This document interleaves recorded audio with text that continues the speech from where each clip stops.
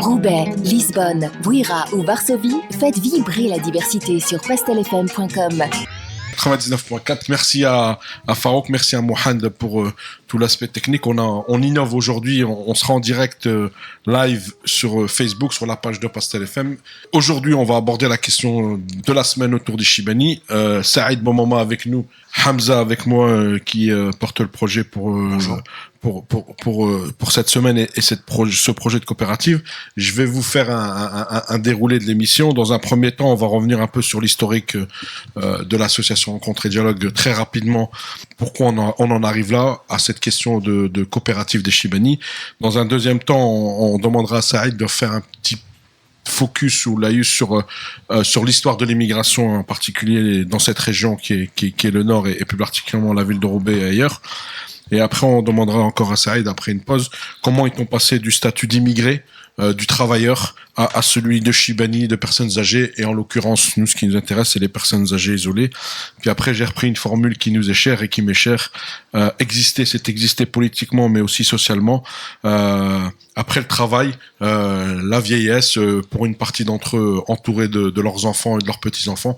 Pour d'autres, c'est aussi l'isolement et puis le retour ou pas mythique au pays. Et enfin, on parlera bien entendu du projet de coopérative qu'on lancera en 2020. On fera le déroulé de notre semaine qui commence aujourd'hui avec cette émission radio qui sera poursuivie par une conférence d'Alexis Bachelet, ancien député, auteur d'un rapport sur la question des Chibani, le film avec Lydia Terki qui sera parmi nous, Paris la Blanche, et l'exposition Comment est-on passé de l'immigré au Chibani qui sera présent à la Maison des Associations.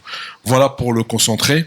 Juste revenir, l'association Rencontre et Dialogue l'année prochaine fêtera ses 25 ans, ce qui nous ne rajeunit pas.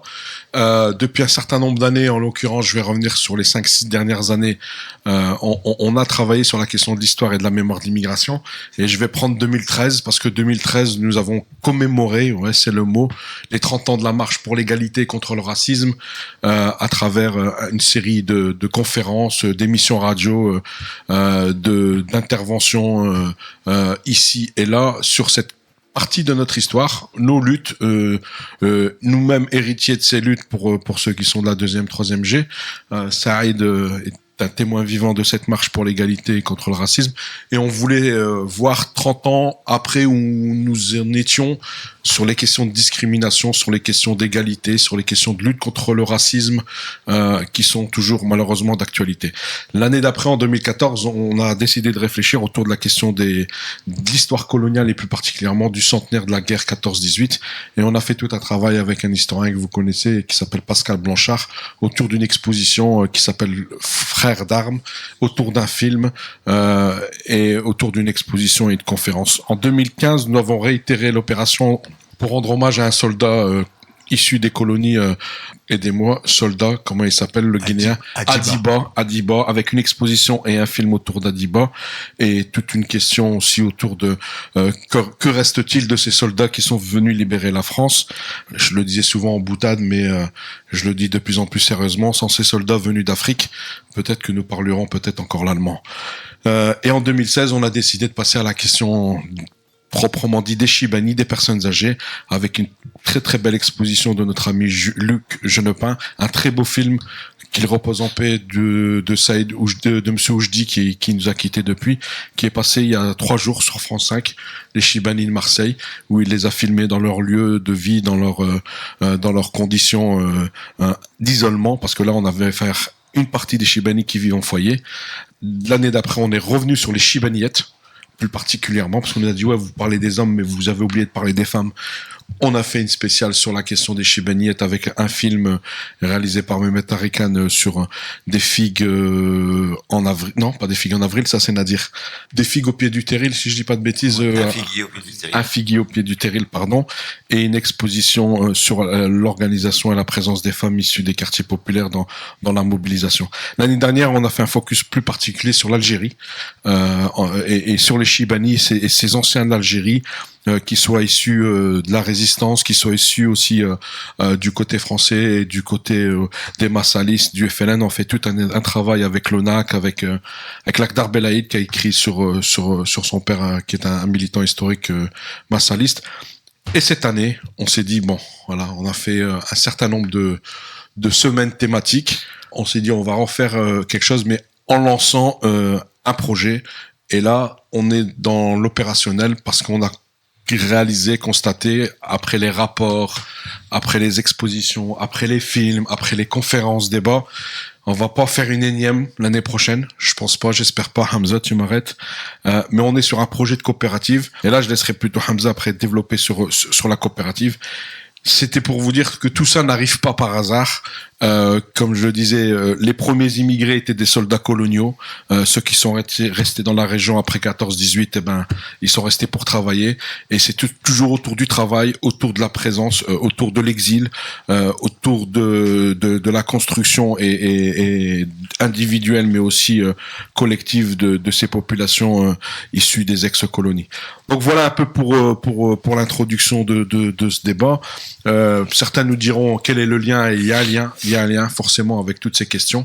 Et on est là en décembre 2019 sur le plateau de Pastel pour vous parler de ce projet. Et Hamza, peut-être Saïd, un mot sur l'importance du travail autour de la mémoire et de l'histoire de l'immigration avant qu'on rentre dans le vif du sujet. Alors, sur la question de la mémoire et de l'histoire, c'est tout simplement une question qu'on ne peut pas mettre de côté si on ne veut pas être les sacrifiés de l'histoire.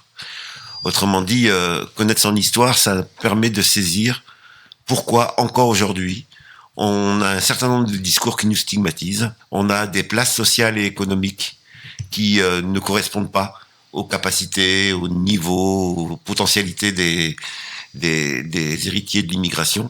Bref, si on ne veut pas être un objet de l'histoire, mais devenir un sujet de l'histoire, nous avons besoin à la fois de comprendre pourquoi nous sommes ici, pourquoi nos parents sont venus, quelle place ils y ont occupé, comment ils ont tenté de résister aux inégalités subies, mais aussi quelles erreurs on a pu faire et dans nos dynamiques militantes pour pouvoir éviter que nous soyons de nouveau ceux que l'on met à la place qui permet au reste de la société de ne pas se poser les vraies questions. Et donc connaître l'histoire, c'est ne pas être les sacrifiés de l'histoire. Hamza, un mot sur cette thématique qui nous est chère. Le travail qui a été fait depuis pas mal d'années, notamment par Saïd et puis par d'autres collègues partout en France, on n'a pas le monopole du travail autour de la mémoire de l'immigration. C'est un travail qui a été indispensable pour créer un terreau qui permet, nous, à la génération suivante, de faire de l'empowerment et d'être force de proposition pour avoir du pouvoir d'agir au sens citoyen du terme. Et c'est ce qu'on veut faire avec la coopérative, c'est-à-dire on n'attend pas l'État, on n'attend pas les institutions, on propose bottom-up quelque chose qui part du bas et qui est une proposition qui vient en complémentarité du droit commun, un droit commun qui discrimine les personnes qui n'ont pas accès à l'administration, au code, aux services. On le disait dans l'émission Bayenne, il y a 10 milliards d'euros d'aide sociale que les gens ne vont pas chercher chaque année. Et qu'en est-il des personnes qui n'ont même pas accès au code de la langue française pour aller chercher des aides et pour vieillir dignement ceux qui sont arrivés à 15-16 ans et qui aujourd'hui sont arrière-grands-pères. Merci en tout cas à vous pour cette première partie, cette introduction autour de la question. Peut-être Saïd, je vais te laisser le temps de développer autour de la question de l'histoire de l'immigration dans notre région, dans notre bassin. Alors on va pas se focaliser sur Roubaix, mais en tout cas notre présence ici, elle est quasiment centenaire, pour ne pas dire la première présence des Africains ou des Nord-Africains sont venus d'Algérie, du Maroc, de Tunisie et d'ailleurs au début du siècle dernier. Je te laisse la parole pour un quart d'heure, 20 minutes autour de cette question de l'histoire et de la mémoire de l'immigration. Merci Saïd. Alors, aborder la question de l'histoire et de la mémoire est quelque chose de complexe parce que c'est très long. Quelques points de repère qui me semblent essentiels. Le premier point de repère, c'est bien entendu de nous intéresser aux causalités. Qu'est-ce qui a fait que des hommes, de manière aussi nombreuse, ont quitté, je dis bien des hommes, puisque les femmes sont venues bien après, ont été quittés leur village pour arriver ici. Les premiers immigrés arrivent... originaires d'Afrique du Nord, arrivent d'abord sur Marseille et ensuite sur le Nord-Pas-de-Calais dès la fin du 19e. On a des traces 1890 d'arrivée de plusieurs centaines de migrants venant d'Algérie dans les savonneries marseillaises. Et quand on regarde la date, c'est la période dans laquelle s'opère le vol des terres pendant la colonisation. Autrement dit, les sociétés du Maghreb étaient des sociétés qui étaient structurées autour de la propriété collective de la terre, dans le village, la tribu avait la propriété collective de la terre et faisait vivre l'ensemble de ses membres. La colonisation, en prenant les terres, en privatisant les terres, va amener à détruire ce vieil équilibre millénaire qui permettait à des peuples de s'en sortir et de vivre de manière assez correcte. Et donc ça va provoquer une paupérisation extrêmement massive. Et en quelques dizaines d'années, on va voir une impossibilité de vivre au village. Et donc on va voir arriver les premiers migrants. Donc c'est vraiment important d'avoir en tête cette origine-là, parce que ça va expliquer la forme que va prendre l'immigration. Abdelmalek Sayad nous propose d'écrire l'histoire de l'immigration en 3 âges. Un très bel article que je conseille à tout le monde, les 3 âges de l'immigration. Ça s'intitule comme ça, et il nous dit les premières immigrations sont en réalité pas des décisions individuelles. C'est le village qui se réunit. Il y a encore cette trace de l'organisation collective et qui dit, pour survivre, on va pas s'en sortir, donc on va envoyer 3 délégués, 10 délégués qui vont aller en France pour une période, travailler, accumuler de l'argent, nous l'envoyer pour qu'on puisse racheter des terres qu'on nous a volées, pour qu'on puisse tenter de reconstruire un équilibre. Ces immigrés arrivent donc avec l'idée qu'ils vont rester peu de temps et ils vont rentrer au pays. Ils avaient un mandat, ils avaient une délégation du collectif. Malheureusement, les conditions de travail ici et les conditions de salaire ici vont s'avérer contradictoires avec ce projet. Malgré qu'ils envoient de l'argent au pays, ils n'arrivent pas à en accumuler suffisamment pour pouvoir réaliser le rêve qui était de rentrer pour que le village s'en sorte. Et donc, progressivement, ils vont rester. Le second âge de l'immigration va venir quelques dizaines d'années après, lorsque la dynamique collective a bien été détruite, a bien été précarisée, fragilisée, etc. Et où là, ce sont des individus, des couples qui vont ne plus s'en sortir puisque il n'y a plus l'organisation collective. Et là, le choix de partir, c'est des choix familiaux. C'est la famille qui décide, écoute, il faut que tu t'en ailles, on va pas s'en sortir, et tu vas nourrir la grande famille élargie, c'est-à-dire les grands-parents, les frères, les sœurs, les couples de ses frères et sœurs, etc. Donc là, on n'est plus sur un projet de la tribu, mais sur un projet de la famille. C'est la famille qui veut survivre au travers de cette immigration. Et là, on va avoir de nouveau rebelote, même bilan. On n'arrive pas à s'en sortir pour accumuler suffisamment d'argent, rentrer au pays et permettre à la famille élargie, à la grande famille, de pouvoir s'en sortir. Et c'est ce qui va amener le 3e âge de l'immigration, nous dit Sayad, c'est que ce bilan-là va amener ces hommes qui sont présents ici et qui pensaient rentrer, et qui retardent leur retard chaque année en espérant pouvoir accumuler suffisamment pour bien vivre au pays, eh bien, à faire venir leurs femmes parce que la solitude est trop grande, parce que c'est difficile de s'y tenir. Voilà comment est né l'enracinement d'une population nouvelle dans la société française. Ça n'a pas été un choix de devenir français ou un choix de s'installer en France. C'était un choix qui a été contraint par l'existence. Alors, pour saisir comment cela s'est joué concrètement, il faut aussi avoir en tête comment ils ont été accueillis. Quelle a été la place de la société française? Voilà une société qui était en phase d'industrialisation, qui avait un manque de main-d'œuvre. On aurait pu se dire que au moins des conditions dignes vont être réunies pour permettre à ces hommes et ces femmes qui apportent une contribution économique, que tous les démographes, que tous les économistes de l'époque disent indispensables à l'économie. Donc on n'a pas affaire à des gens qu'on considère comme dont on ne sait pas quoi faire. Comment vont-ils être traités? Alors, à plusieurs niveaux, rien n'est fait au niveau des conditions d'accueil. Les premiers logements, et tu soulignes la place des Chibani, une des phrases que dans un de mes articles que je préfère le plus, c'est j'ai essayé de résumer ça en disant nos parents sont des géants. Nos parents ont été des géants au sens où survivre, tenir la famille, nous permettre d'émerger, d'aller à l'école, etc. Ça peut sembler aujourd'hui une évidence. C'était un vrai défi et un vrai pari quand on prend du recul. Alors, au niveau des conditions d'accueil, par exemple sur la politique du logement, rien n'est prévu en matière de politique de logement. Et donc, cette génération arrive en vivant en taudis, en bidonville, on a du mal à s'imaginer, hein, ceux qui ont 20 ans aujourd'hui, hein, nos petits frères Mohamed et notre petite sœur Fatima qui ont 20 ans aujourd'hui ont du mal à s'imaginer ce qu'a été l'arrivée des parents dans ce pays. Si je reprends mes plus vieux souvenirs, moi j'étais enfant quand les parents sont arrivés, mes plus vieux souvenirs, et encore j'ai des souvenirs qui ne datent pas de mon arrivée, qui datent un peu plus tard. Nous vivions à 8 ici rue Jules Guesde, dans une pièce, une seule pièce, au fond d'une courée, et c'était ça les conditions dans des villes comme Roubaix. La moitié de cette immigration était dans la région parisienne. Et là-bas, c'était les bidonvilles de Nanterre. Ça a servi de lieu de socialisation pour des milliers et des milliers de familles. Autrement dit, au niveau de l'accueil, rien n'était prévu et ils se sont retrouvés au niveau le plus bas de la cité française. Tout le monde connaît l'abbé Pierre. Tout le monde connaît le cri de colère de l'abbé Pierre contre le mal logement. Peu savent que si vous regardez les exemples que donne l'abbé Pierre et si vous regardez ce qui le met le plus en colère, eh bien, c'est les logements des travailleurs immigrés de l'époque. C'est eux qui sont dans la rue, c'est eux dans les morts qu'ils citent, etc. Et ça, c'est une des dimensions qui est invisibilisée, qui est importante d'avoir en tête. Comment vont-ils tenir?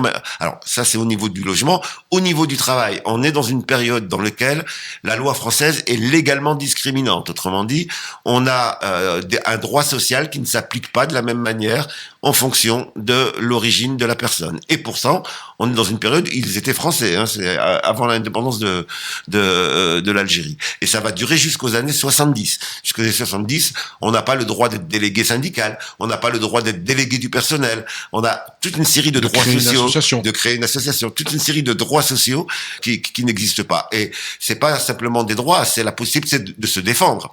En réalité, l'absence de ces droits les a empêchés de faire connaître leurs revendications, d'exiger l'égalité, etc. Et donc ils ont été fragilisés sur ces dimensions-là. Et puis troisièmement, les secteurs qui les accueillent sont des secteurs dans lesquels on ne prévoit rien en termes d'accompagnement. Autrement dit, ils sont dans les secteurs les plus difficiles, dans les secteurs les plus nuisibles pour la santé, dans les secteurs les plus dangereux en termes d'accidents du travail, tout ça pouvant être documenté par des statistiques qu'on a aujourd'hui et que des chercheurs ont mis en évidence. Donc un taux de mortalité plus important, un taux d'accident du travail plus important, un taux de maladie professionnelle plus important, etc. Et rien n'est fait, rien n'est prévu en termes d'accompagnement. Par exemple, les politiques de formation ne sont pas du tout prévues, et donc on a des personnes qui rentrent dans les emplois les plus difficiles et qui y restent toute leur carrière. Parce que effectivement, ces emplois-là doivent être tenus par des personnes, toutes les sociétés en ont besoin. La question est posée qu'on a assigné des personnes toute leur vie à des postes dangereux, à des postes nuisibles pour la santé, etc., sans prévoir ni alphabétisation, sans prévoir ni formation professionnelle leur permettant une promotion au cours de leur carrière, etc. Ça explique bien le contexte de l'époque. Comment ont-ils tenu? Parce qu'on peut, avec du recul, se dire, mais avec de telles conditions de logement, de travail, de salaire, comment ont-ils pu tenir? Il y a deux grandes dimensions qui expliquent que nos parents ont pu tenir. Une première dimension, eh bien, c'est une dimension psychologique. Les parents, tout le monde connaît le mythe du retour.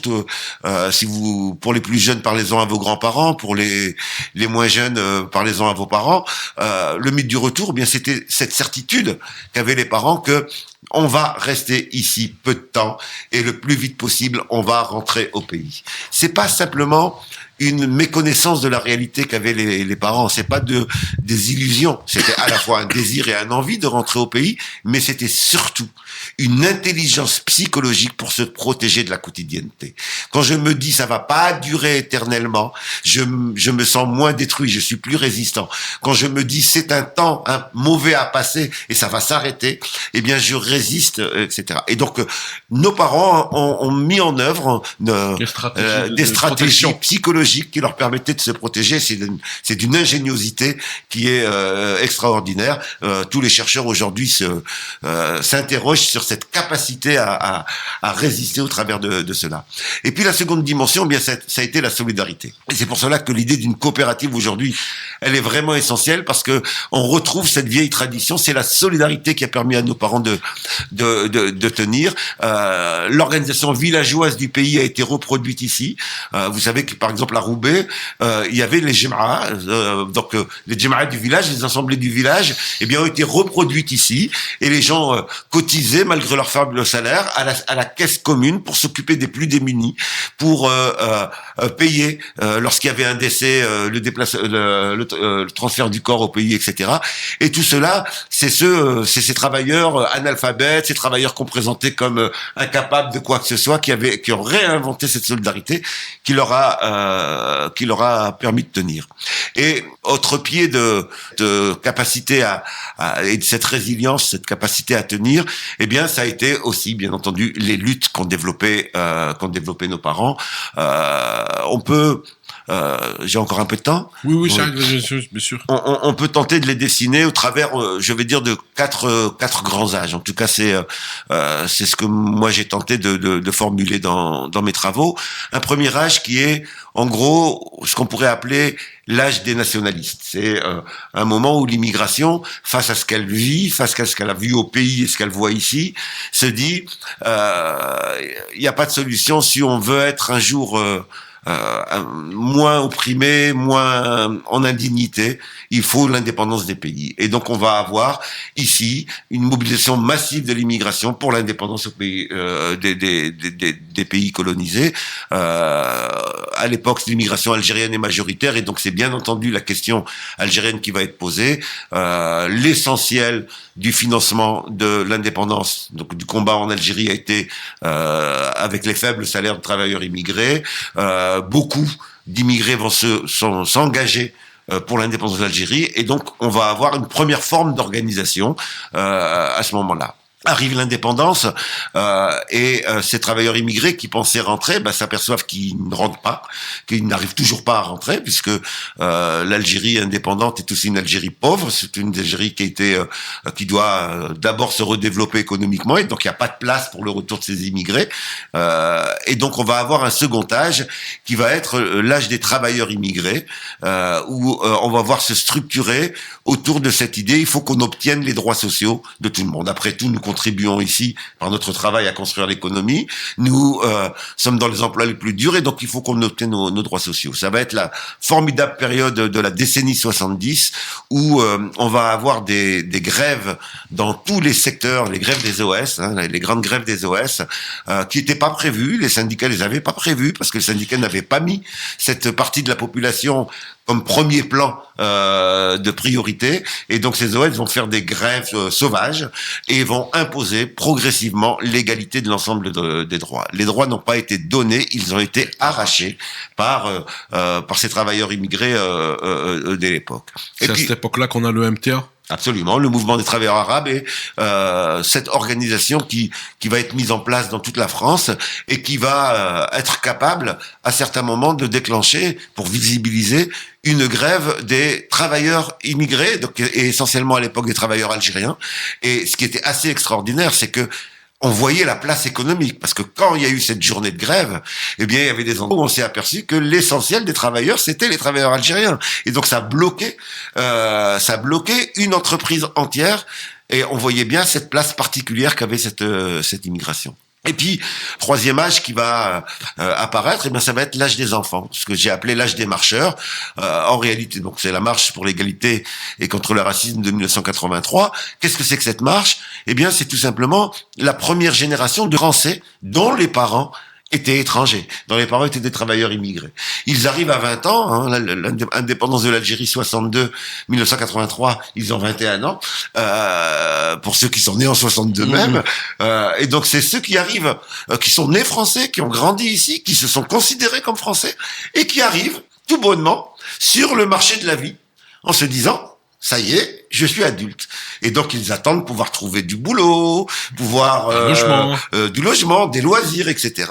Et là, ils s'aperçoivent, qu'ils ne sont pas regardés comme des Français comme les autres. Ils s'aperçoivent qu'ils ne sont pas traités comme leurs copains de quartier avec qui ils ont grandi et qui sont pas d'origine étrangère, et ils s'aperçoivent qu'il y a de la discrimination. La marche pour l'égalité, c'est le constat, c'est la désillusion, c'est le constat amer que, alors qu'on est français, on n'est pas regardé comme français. Et ça va donner cette formidable marche avec ce premier grand cri des héritiers de l'immigration cette fois-ci, pour exiger que la France traite tous ses enfants de la même manière et donc poser la question des discriminations. Malheureusement, on le sait, le message n'a pas été écouté, le message n'a pas été entendu. En réponse à la marche, on va créer SOS Racisme, qui est une association qui a été parachutée par en haut et qui avait pour objectif d'euphémiser, de renvoyer sur le culturel, le moral, alors que les marcheurs parlaient de choses très concrètes qui étaient le droit au logement, politique bien entendu, le droit au logement, le droit au travail, les discriminations, etc. Et donc on va déplacer le débat de l'égalité à la morale, de l'égalité à l'abstrait, etc. Je le dis souvent pour le résumer, puisque j'ai participé à cette marche, nous crions non aux revendications et on nous a sorti touche pas à mon pote. Nous crions droit au logement et ils nous ont sorti j'aime qui je veux. On est bien entendu pour que tout le monde aime qui il veut, il n'y a pas de problème là-dessus. Mais c'était pas ça notre question. Le problème, il est que cette société s'est construite avec cette habitude d'avoir une population qui est en situation inégalitaire. Et que ça ne changera pas tout seul, on l'a bien vu, s'il n'y a pas de mobilisation collective, et c'est toute la leçon qu'on peut tirer de cette histoire, s'il n'y a pas de mobilisation collective, eh bien, on reprend sa place assignée, enfin, on prend une place assignée, et on la garde toute sa vie. Et on la garde même quand on est Chibani. Autrement dit, il y a une inégalité dans l'entrée dans le monde adulte, et ensuite il y a une inégalité tout au long de la carrière, et tout cela se cumulant fait que ça se paye à la fin de la vie. C'est-à-dire ça se paye au moment où on devient retraité et où on s'aperçoit que avoir eu les boulots les plus dangereux, eh bien, ça a des conséquences sur la santé et donc on a effectivement des problèmes de santé plus importants à âge égal lorsqu'on est issu de l'immigration ou non. Ça se paye au niveau des revenus puisqu'on a eu les emplois sans progression de carrière. Eh bien, on se retrouve avec des personnes qui sont là aussi en comparaison avec ceux qui ont le même âge, eh bien, en revenus moindres. Bref, on se trouve avec des Chibani qui cumulent tous les facteurs d'inégalité qui ont caractérisé toute leur existence. Jusqu'à l'espérance de vie, ça arrête. Jusqu'à l'espérance de vie qu'on peut évaluer. Alors, il y a plusieurs chiffres, mais en tout cas, c'est au minimum 8 ans d'espérance de vie différenciée. Alors, c'est déjà différencié selon qu'on les est catégories sociales, oui. Mais quand on rajoute la donne issue de l'immigration, eh bien, on a une inégalité supplémentaire. Donc, jusque dans la mort. Jusque dans la mort. Très bien, Saïd. Merci pour cette première partie, en tout cas, qui dresse un tableau très large de cette histoire et de cette mémoire de l'immigration. C'est important, ce que disait Saïd, de connaître son histoire, parce que celui qui ne connaît pas son histoire est un sacrifié de l'histoire, mais aussi pour comprendre les enjeux, parce qu'il y a encore une partie de cette génération, même s'ils sont très âgés, nos Chibani, qui ont vécu et qui sont, comme tu disais, Saïd, nos héros, nos géants, nos super-héros. Et c'est peut-être ça qui manque, parce que il faut leur rendre la place. Et nous, c'est ce qu'on a essayé de faire à travers ces différentes années autour de la question des Chibani, c'était de leur rendre leur place. Parce que on dit chez nous, celui qui respecte pas ses parents ne respecte rien. Et en l'occurrence, nous, on a essayé de mettre le focus sur une partie particulièrement sur ceux qui sont isolés, qui n'ont pas la chance d'avoir leur famille. Donc ça c'était la première partie d'émission. On fait une petite pause musicale. Farouk, si tu nous as concocté, je te laisse, je te fais confiance.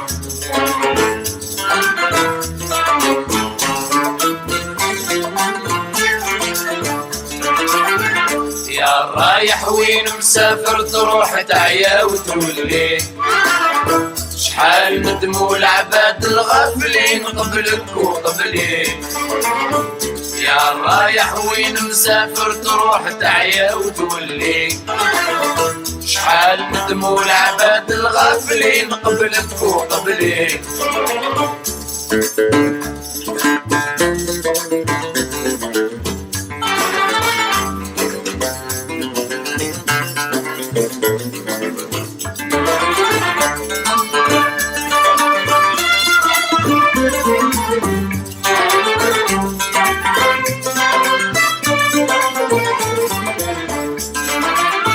شحال شفت البلدان العامرين والبر الخالي شحال ضيعت وقت وشحال تزيد مازال تخلي يا الغايب في بلاد الناس شحال تعيا ما تجري ليك وعد القدرة ولا الزمان وانت ما تدري يا رايح وين مسافر تروح تعيا وتولي شحال ندموا العباد الغافلين قبلك وقبلي يا رايح وين مسافر تروح تعيا وتولي شحال ندموا العباد الغافلين قبلك وقبلي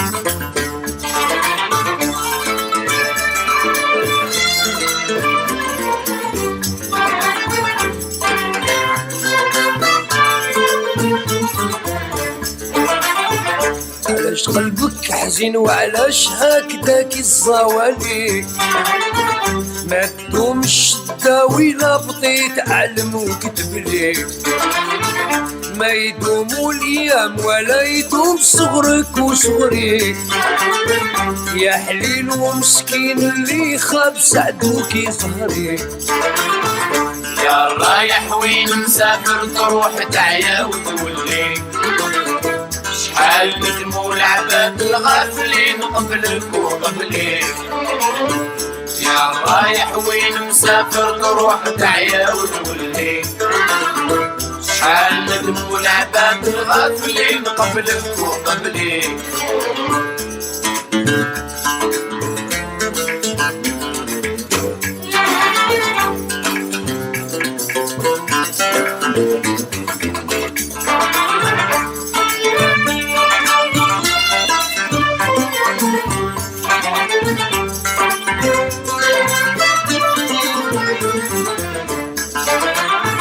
يا مسافر نعطيك وصايتي يديها عالبكري شوف ما يصلح بيك قبل ما تبيع وما تشري يا نايم جاني خبرك كيما صرالك صرالي هكذا راد وقدر في الجبين سبحان العالي يا رايح وين مسافر تروح تعيا وتولي شحال ندموا العباد الغافلين قبلك وقبلي يا رايح وين مسافر تروح تعيا وتولي شحال ندموا العباد الغافلين قبلك وقبلي يا رايح وين مسافر تروح تعيا وتولي شحال ندموا العباد الغافلين قبلك وقبلي يا رايح وين مسافر تروح تعيا وتولي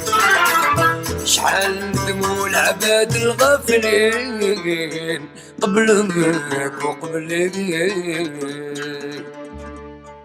99.4, toujours en direct sur les ondes de Pastel FM avec notre invité Saïd Bonmouma, sociologue. Nous avions fait en première partie un petit retour en arrière sur l'histoire et la mémoire de l'immigration. Et là, on va aborder le sujet dans lequel on s'est engagé sur la question de comment est-on passé de l'immigré au Chibani, du travailleur exploité au Chibani qui est isolé en partie. Saïd, je te laisse la parole pour un quart d'heure, 20 minutes, s'il te plaît. Alors, sur le passage du travailleur immigré au Chibani, s'il y a la principale leçon à tirer, la principale élément à avoir en tête, c'est que personne n'avait prévu le fait qu'ils restent. Ni eux-mêmes, les premiers concernés, qui n'avaient pas prévu de rester, puisque tout leur projet migratoire était de rentrer au pays. Et par conséquent, pour eux, il n'y a pas eu de projet construit d'enracinement. D'une part, parce que leurs conditions économiques ne leur permettaient pas de penser à très lointain. Et d'autre part, parce qu'ils pensaient rentrer au pays. Donc, eux-mêmes sont les premiers surpris quand vous voyez un certain nombre de personnes âgées aujourd'hui. Vous leur posez la question, à quel moment ont-ils décidé de vieillir ici? Ben, ils vont vous dire jamais. Ça a été à chaque fois un report d'échéance. Je me souviens d'un colloque où j'intervenais pour décrire ce processus et où un vieux travailleur immigré qui était là lève la main en disant « mais moi je vais l'expliquer autrement ». Et je me suis dit « ah, je me suis trompé ». Mais en fait, non, il l'expliquait avec sa vie, exactement ma conclusion, où il décrivait son histoire en disant, mais moi, je suis venu, lui, en l'occurrence, il n'était pas marié au pays, je suis venu avec l'idée de mettre de l'argent de côté pour pouvoir épouser ma cousine dont j'étais amoureux. Et donc, il avait besoin de peu d'argent, mais d'un peu d'argent quand même. Il dit, j'ai donc arrivé ici, j'ai commencé à travailler, à mettre de l'argent de côté, avec l'idée de rentrer au pays en épousant cette cousine. Et il s'est aperçu que le temps passait, qu'il n'avait pas cet argent pour épouser sa cousine. Et qu'au moment où il l'a eu, il est rentré. Et il s'est aperçu là-bas que les conditions d'existence étaient devenues plus chères et que ça suffisait pas. Et donc il est revenu. Et puis il a fini, parce que c'était trop long, il a fini par la faire venir. Et il disait, mais je me disais, on va travailler ensemble quelques 10 ans, 15 ans, et puis on va rentrer au pays. Et puis les enfants sont arrivés. Et donc ils se sont dit, on va attendre qu'ils aient fait une bonne scolarité. La scolarité en France, quand même, c'est bien. Comme ça, on va rentrer au pays avec des enfants formés. Et puis les enfants, ont grandi et eux-mêmes ne voulaient plus rentrer puisque leur pays était ici. Et donc voilà comment le réel s'est imposé à ces travailleurs immigrés qui ont fait durer le projet du retour aussi loin que possible jusqu'à ce que la vie, les enfants, viennent leur dire, on est ici, quoi. Et donc il y avait pas c'était pas attendu de leur part, ce qui est compréhensible. Par contre, c'était pas prévu non plus du côté de l'État français. Non. Et c'était pas prévu, et pas de plan. Et pas pour les mêmes raisons, pour des raisons bassement économiques. En réalité, il y a eu un calcul économique sur la question des Chibani. En gros, l'immigration est intéressante. Pourquoi? Si on fait un peu d'économie de l'immigration. Elle est intéressante au niveau économique. Pourquoi? À l'échelle d'une société. Je ne parle pas de chacun des employeurs, à l'échelle d'une société. À l'échelle d'une société, elle est intéressante économiquement pour une raison toute simple, c'est que les frais de formation de la force de travail, c'est-à-dire tout l'argent qu'on doit dépenser avant qu'une force de travail soit prête à être employée, donc la scolarité, la nourriture, la santé, etc., eh bien, le travailleur immigré arrivait tout formé. Il arrivait, ils avaient 20 ans.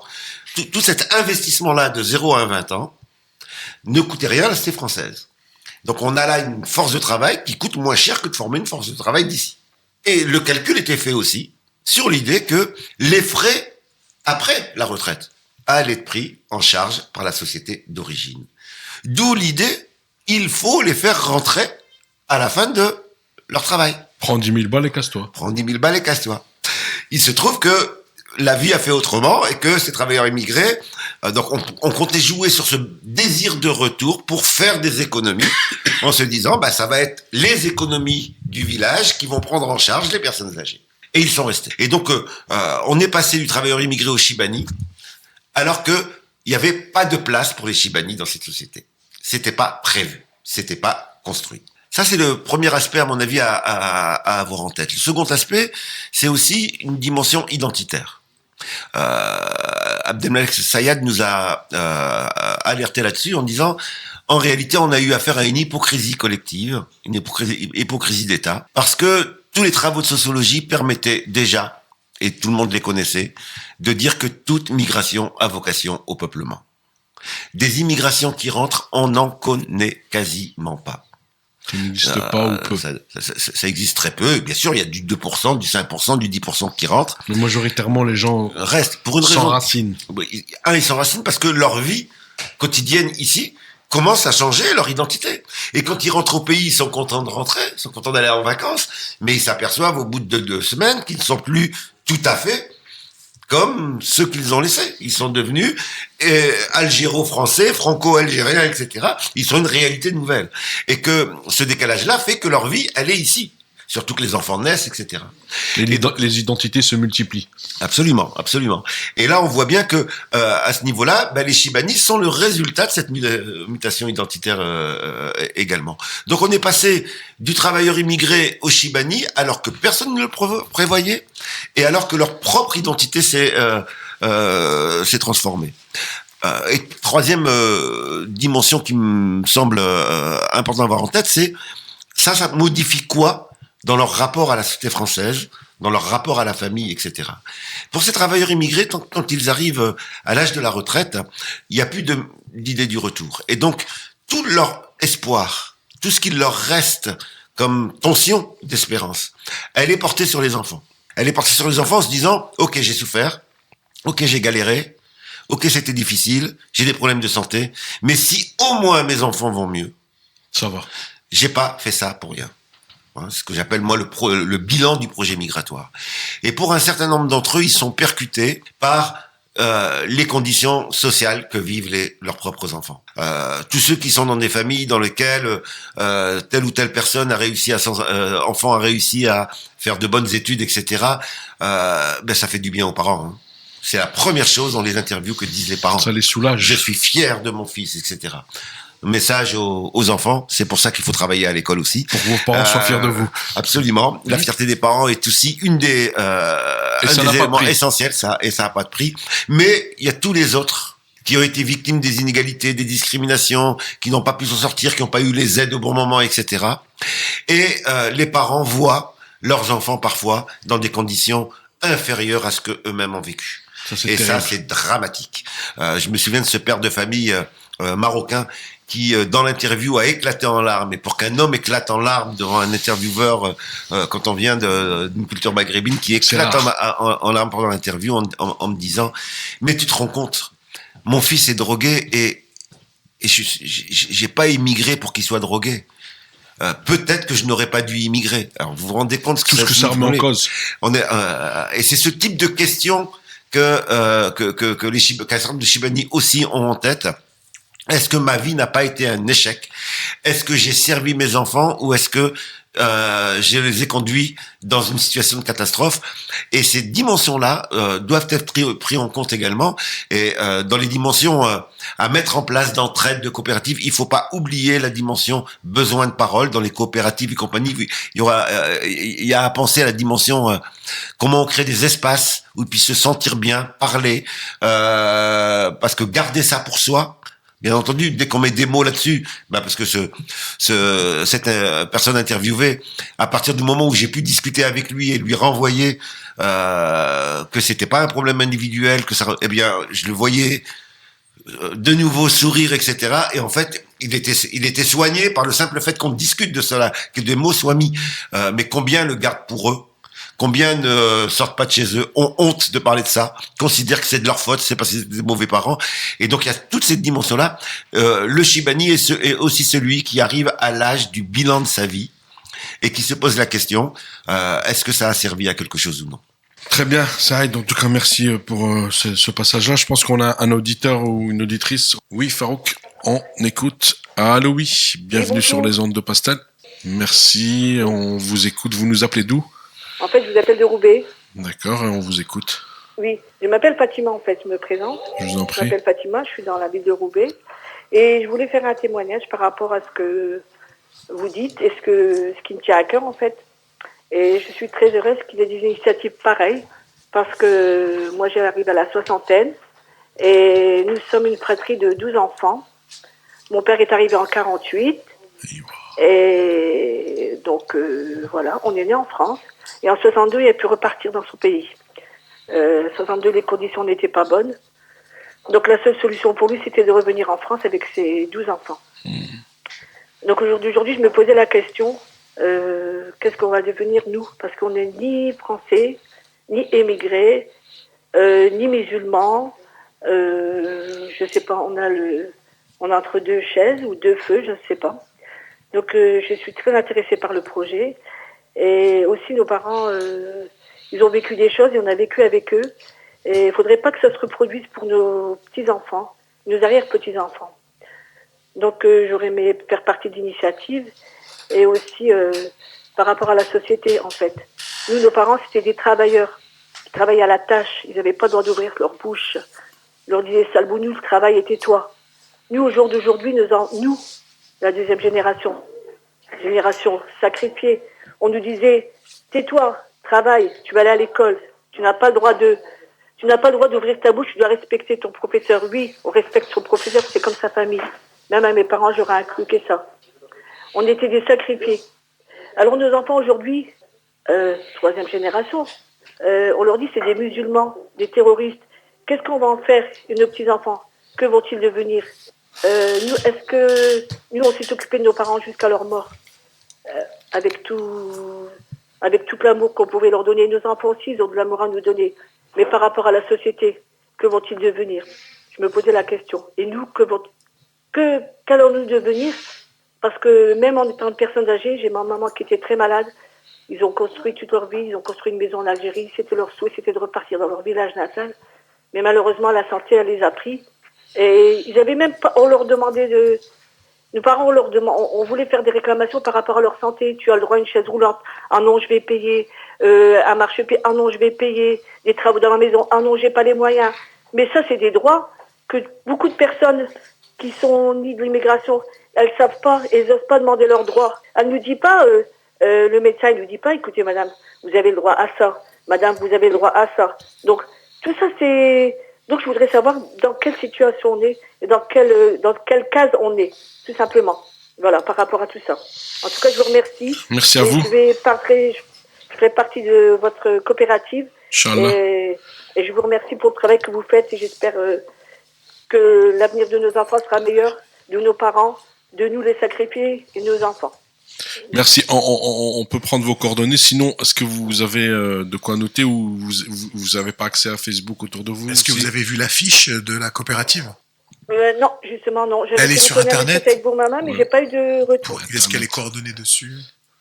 Est-ce qu'on va essayer de prendre vos coordonnées en antenne, madame, parce que Oui, on a un problème parce que nous on est dans la génération Y, vous voilà. devez être dans la génération encore d'avant, parce que là on est dans la génération Z.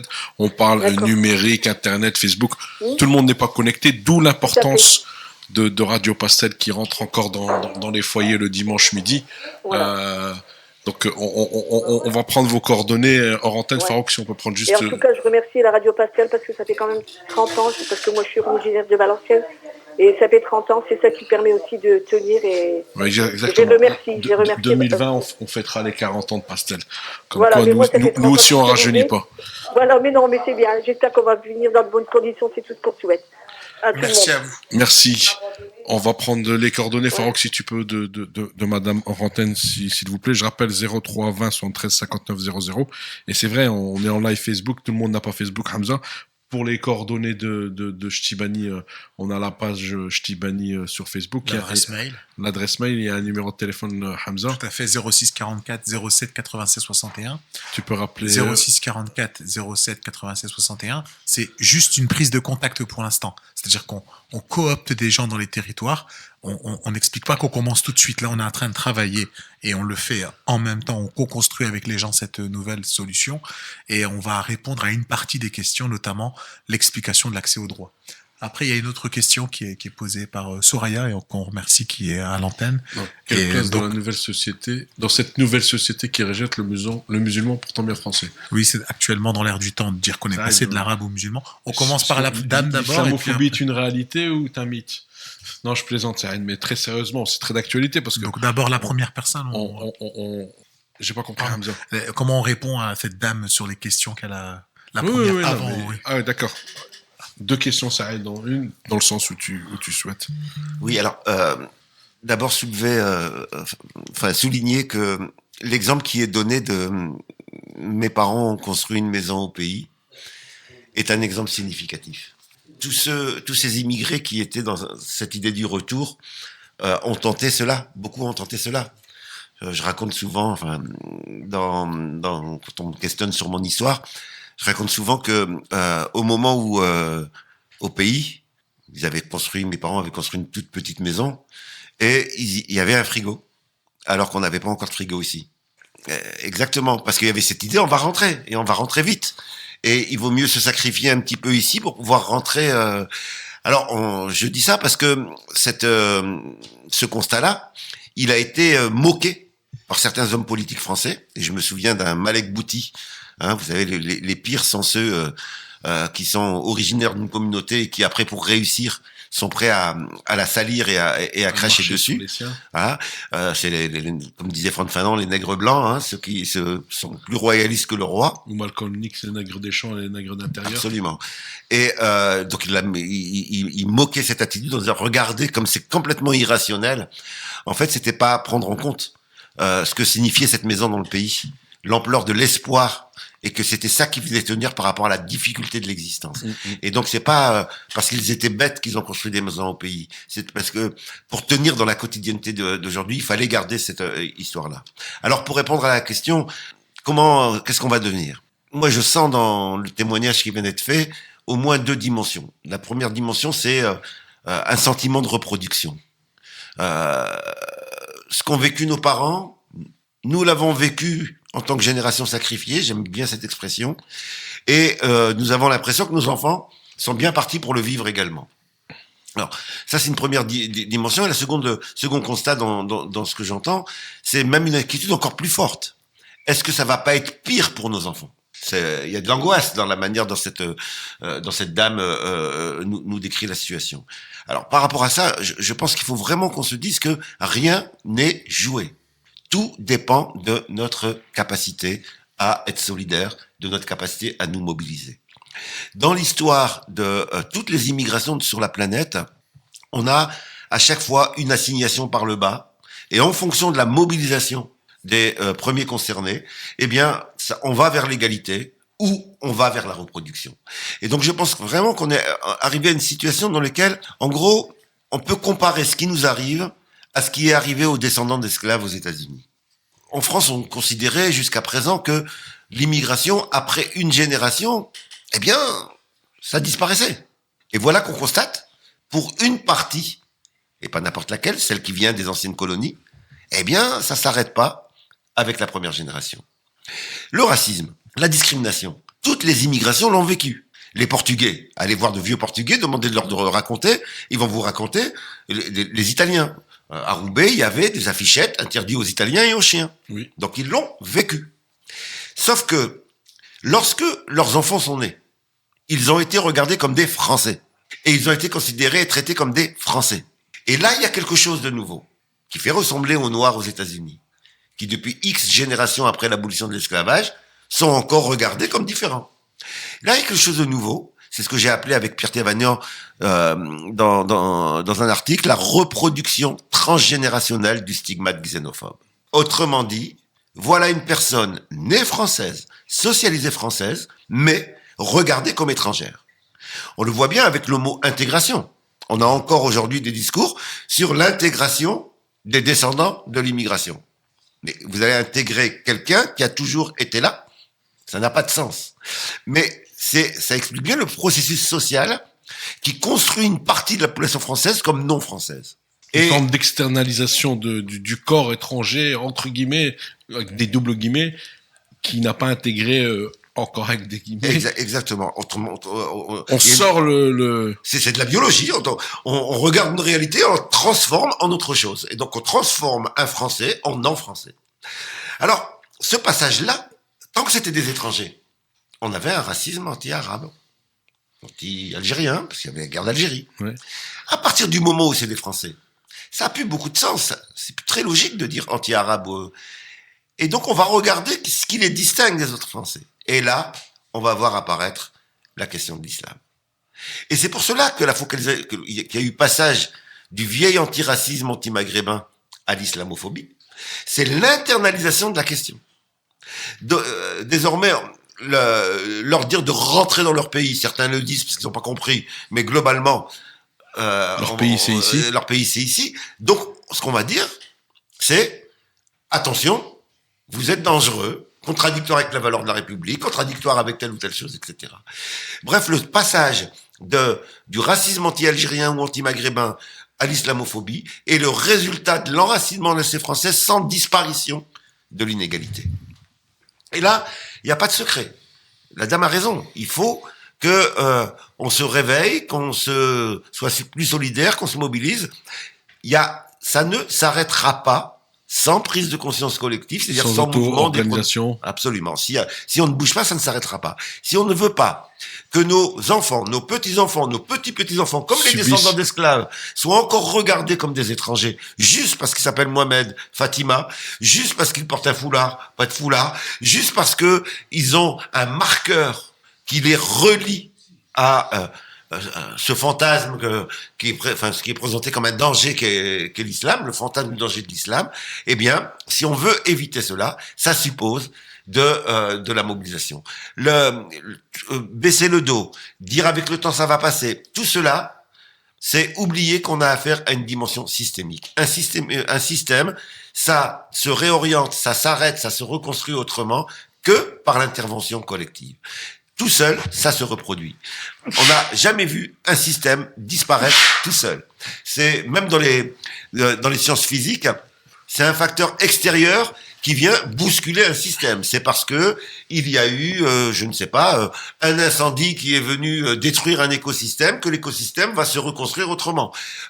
Et donc, c'est parce qu'il y a l'arrivée d'une nouvelle espèce. On voit bien aujourd'hui, avec les voyages, les gens apportent des animaux qui viennent d'autres pays et qui viennent envahir une réalité et briser l'écosystème animal, etc. Eh bien, ça se reconstruit comment ? Ça se reconstruit parce qu'il y a de l'action. Et donc, le facteur extérieur est nécessaire pour que ça s'arrête. Sinon, le système se reproduit. Et donc, on n'a pas le choix. On n'a pas le choix en réalité. La réponse à cette dame, elle est très simple. Et je suis très content qu'elle ait conclu son intervention en disant mais comment je peux aider dans la coopérative ? Parce que c'est ça la réponse. La réponse, c'est vraiment si chacun d'entre nous prend conscience de cela, donne à son niveau, à son échelle, la petite minute, les petites 10 minutes, l'heure, la journée qu'il peut, eh bien, nous pouvons avoir la force de visibilité et de rapport de force pour transformer les choses. Ça aide pour aller un peu plus loin dans ce que tu dis sur la comparaison et souvent on se compare et il y a quelque chose de l'ordre de la comparaison en termes de traitement. Les Afro-Américains, tu disais sur 400 ans de présence, on construit la nation américaine avec tout ce que ça comporte. Est-ce que ce qui va nous arriver est écrit? Quand on regarde un peu ce qui s'est passé ou ce qui se passe encore aux États-Unis avec le Black Lives Matter, avec les mobilisations, est-ce qu'il y a des leçons à tirer? C'est ça que je veux. Oui, il y a des leçons à tirer, et en particulier deux leçons. La première leçon, c'est qu'à chaque fois que il y a une dynamique collective pour permettre de poser les questions qui sont occultées, pour permettre d'exiger simplement un traitement égalitaire, les choses se sont améliorées. Et à chaque fois qu'il y a eu des phénomènes de retrait, de repli, d'invisibilisation, les choses se sont aggravées. Donc les choses ne sont pas jouées. Bien sûr que nous pouvons agir sur notre destin, mais ça dépend de nous. Ça dépend de nous. On parlera aussi de la manif du 14 décembre. Notez dans vos agendas, grande manifestation contre l'islamophobie, 14 décembre, port des ports, 14h à Lille. Ça fait aussi partie de la mobilisation pour nos parents, pour le respect de nos parents, pour la dignité de nos enfants, sur la mobilisation dont on vient de parler, sur la question de l'islamophobie, qui n'est qu'un racisme qui a transmuté, c'est ça? Absolument. Absolument, avec le fait que nous sommes à un tournant. Nous sommes à un point charnière. L'année 2019 se caractérise par deux choses contradictoires. On est dans une période dans laquelle nous n'avons jamais connu autant de haine islamophobe que cette année. On a tendance à l'oublier, on est tellement... ne nous habituons pas à ce qui nous arrive. Ça a été tellement rapide qu'on finit par... être en colère pendant 24 heures et le lendemain on est passé à autre chose. Attention de ne pas s'habituer à l'islamophobie à ce climat. Il faut se rappeler ce qui s'est passé cet été. un philosophe qui dit dans l'université d'été d'un grand parti de gauche, on a le droit d'être islamophobe. L'affaire du Burkini en pleine, de nouveau, débat sur le Burkini à Grenoble. Le ministre de l'Éducation nationale qui fait toute une série d'interventions qui se permet de mentir publiquement en disant qu'il y a une déscolarisation plus forte des petites filles de familles de confession musulmane, alors que les chiffres montrent que ça n'est pas le cas et que on est sur un mensonge. Qui, interpellé sur ce mensonge, dit ok, je me suis trompé sur les chiffres, mais il suffit qu'il y en ait qu'une pour que ça soit un problème. On fait une déclaration publique, ça provoque des débats dans les médias. Que les petits enfants musulmans ne s'assoient pas sur les sièges rouges. Absolument. Alors, celle-là était magnifique dans le genre. Ouais, oui. Un discours, une intervention sur la nécessité d'être vigilant par rapport à la radicalisation et donnant comme signe précoce de radicalisation le fait qu'un petit garçon ne serre pas la main d'une petite fille. Mais tous les sociologues de l'enfance vous diront c'est un âge dans lequel garçons et filles se serraient la main, les copains, etc. Et on présente ça comme un signe de radicalisation. On est là dans quelque chose, c'est une ambiance où on a vu ce qu'on avait vu ces dernières années, mais multiplié concentré par 10, en un par mois. 15. Et on a eu 3 mois comme cela. Donc, première caractéristique du contexte, une situation dans laquelle l'islamophobie a pris une dimension extrêmement importante. Et puis, seconde situation, dans le même temps, eh bien, une réaction comme on espérait depuis 30 ans. Parce qu'en réalité, ce climat islamophobe, ça fait 30 ans qu'il se construit. En gros, le point de déclenchement qu'on peut repérer, c'est la première affaire du foulard à Creil, 1989. Suite à l'affaire de Creil, très franchement, je le dis aux auditeurs en ayant un peu les larmes aux yeux, qu'est-ce que j'aurais aimé m'être trompé? Qu'est-ce que j'aurais aimé avoir été un inquiet maladif qui dit, bon, t'exagères, etc. Mais la réalité a montré que c'était cela. Je disais, Tu écrivais quoi, ça, il y a 30 ans? Il y a 30 ans, je disais, il faut absolument que nous nous mobilisions collectivement, massivement, parce que sinon, ça va devenir un abcès de fixation purulent dans lequel vont naître régulièrement des accès de fièvre. Et c'est exactement ce que nous avons connu. Avant, c'était sur plusieurs années. Là, c'est concentré en 3 mois. Ça s'accélère, effectivement. Et donc, pour le second aspect du contexte, c'est qu'on n'a jamais connu une mobilisation comme celle qu'on a eue le 10 novembre à Paris. Autrement dit, la manifestation contre l'islamophobie et pour l'égalité du 10 novembre à Paris est un fait historique parce que, et on le voyait d'ailleurs dans le sourire des manifestants et dans l'ambiance de la manifestation, pour la première fois, il y avait l'impression d'être sorti du bricolage et de faire un nous. Et dans ce nous, c'était pas un nous musulman, il y avait des gens de toute convergence, etc. Il y avait une convergence des luttes, et c'était ça qui faisait la force. Donc on est à un tournant, et ce tournant-là, eh bien, il ne tient qu'à nous de faire que ça soit le second aspect qui l'emporte sur le premier, et que nous fassions monter cette prise de parole collective, cette visibilité collective, qui fasse reculer l'autre aspect du contexte qui est le climat islamophobe. Très bien. Un auditeur et une auditrice avec nous, Farouk. Merci. On va prendre 2 auditeurs. Merci. Allô, oui. Monsieur, dame, Amar les FFS de Lille, comme d'habitude, je suis très, très touché par les dires de monsieur Saïd Bouhamama. Je trouve que c'est la réalité qu'il est en train de dire, que l'islamophobie, tout ça, tout est rentré. Moi, je dirais, ils ont saigné la cisanie. Le gouvernement français, dans tous les domaines et toutes les couleurs, lorsque je vois que la France, elle prend 793 milliards de dollars de tous les pays de l'Afrique, et après, les Africains et les Africaines, ou les Maghrébins ou les Maghrébines, ils n'ont pas le truc ici de transparence, ils sont touchés partout, de tous les côtés, ils sont touchés de racisme. Moi, je dirais à Saïd, bravo pour toi, mon frère, continue, comme ça tu es un vrai lutteur, et tu es l'homme qu'il faut ici dans l'immigration de maintenir la locomotive de l'immigration, parce que nous, les immigrés, on est très, très touchés ici. La France, il n'a rien fait pour l'immigration. Chaque fois, il trouve une anomalie. C'est l'immigration, c'est l'islam, c'est les berbères, c'est tout ça pour cacher leur vraie vérité, parce que la France, elle ne cesse pas de sucer l'Afrique. Elle ne cesse pas de sucer le Maghreb. tous les pays africains qui ont la richesse, c'est la France qui les prenne. Il faut dire ça la vérité.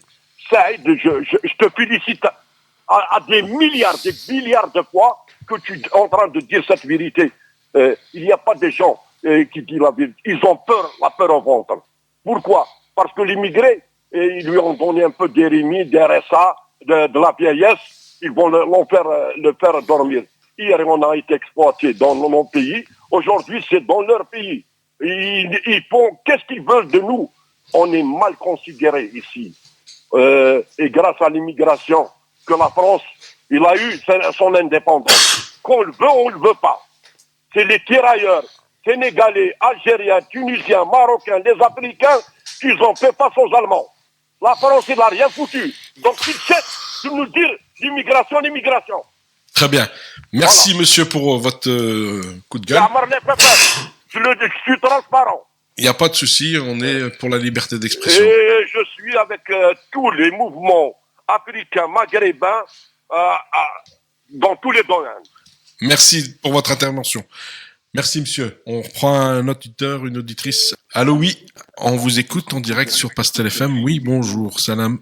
Oui, bonjour, vous m'entendez? Oui, on vous entend très bien. Vous nous appelez d'où? De Lille. De Lille, on vous écoute, monsieur. Oui, bon, j'ai pris l'émission courte Navrel, donc j'ai pas suivi les interventions de tout le monde. D'accord. En revanche, l'auditeur précédemment, je l'ai pu l'entendre. Bon, c'était peut-être pour nuancer un peu les choses. Dites-nous, on vous écoute. Déjà sur l'islamophobie, j'aurais trouvé ça intéressant de pouvoir mettre ça en perspective un peu avec les mobilisations des Gilets jaunes. Je pense que les 3 derniers mois auxquels vous faisiez référence en disant qu'il y a une accélération du phénomène de l'islamophobie, donc par voie de conséquence, il existait déjà structurellement, et c'est ce que vous disiez en France. En revanche, il est quand même à mettre un peu en perspective avec les mobilisations, etc., qui étaient peut-être un foulard à agiter par le gouvernement pour un peu changer l'angle de vision qui était focalisé sur les Gilets jaunes, etc., qui était un mouvement très très important en France, et qu'il était important aussi de mettre ça en perspective, quoi, parce que c'est vraiment dans ce contexte-là, les 3 mois précédemment auxquels tous les intervenants sur les plateaux de télévision passaient leur temps et leurs heures à passer à critiquer l'islam, les musulmans et notamment les femmes musulmanes, auxquelles je leur félicite et du courage qu'elles ont pour pouvoir supporter toute cette violence. Cette violence, etc., exactement. Mais il fallait aussi relativiser que les choses sont un peu politisées et que si on les attaque, malheureusement, et d'ailleurs ça a toujours été fait, on se rappelle un peu lors de la crise financière de 2008 où il y avait cette loi contre le niqab, etc., qui était aussi pour pouvoir faire abstraction un peu, parce qu'à l'époque on commençait à regarder un peu les banques, on commençait un peu à regarder le système économique, les gens en Grèce quand ils manifestaient, ils attaquaient des banques, etc., on commençait à avoir un angle de vision différent. Il a fallu tout de suite rééquilibrer les choses, à stigmatiser l'étranger, l'Algérien, le Marocain, le Sénégalais, comme vous disiez, etc. Mais quand même, tout ça, c'est un peu de la politique, et qu'il faut faire attention entre les médias, la politique et le français en général. Les gens qui travaillent, qui se lèvent le matin, ou qui ne travaillent pas, qui n'ont pas d'emploi, etc., qui n'ont pas nécessairement ce même regard sur le même diagnostic que tout le monde, quoi. Et je pensais que c'était important à signaler. En tout cas, voilà, c'était ça. Et puis après, je n'avais pas de choses complémentaires à dire. C'était juste ça. En tout cas, merci pour votre émission.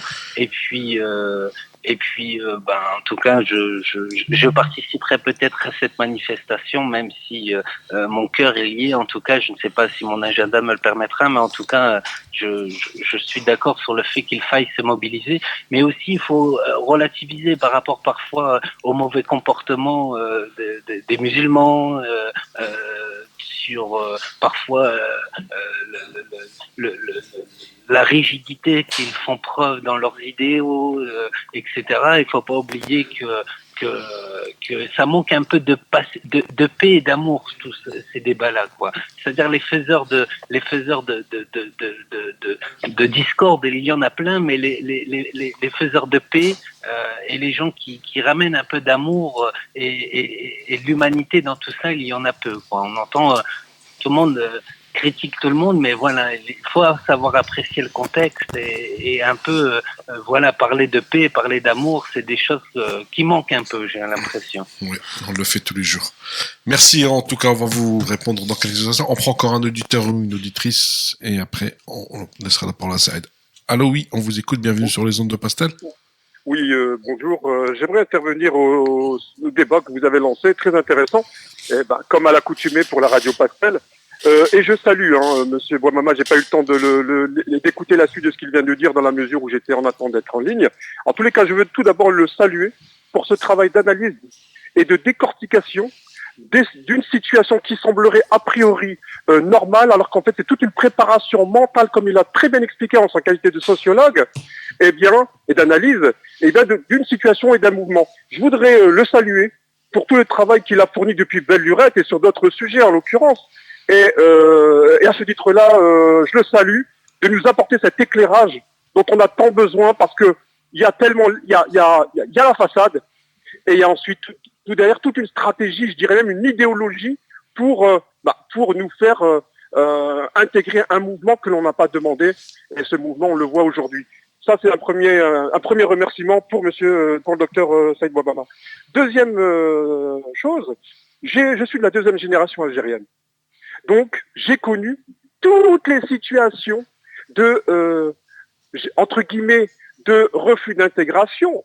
J'ai plus de 50 ans, j'ai eu double nationalité, une double culture, je suis cadre dans l'administration. Eh bien, j'ai vu tous les obstacles qui ont été mis pas à pas, et j'ai compris une chose. Et ça, je voudrais le dire sur vos ondes, à l'occasion de ce débat. À cette jeunesse, ayez une résilience et battez-vous, parce qu'au bout du compte, vous réussirez, pour peu que vous gardiez cette motivation qu'on veut tant vous, que l'on voudrait pas que vous ayez.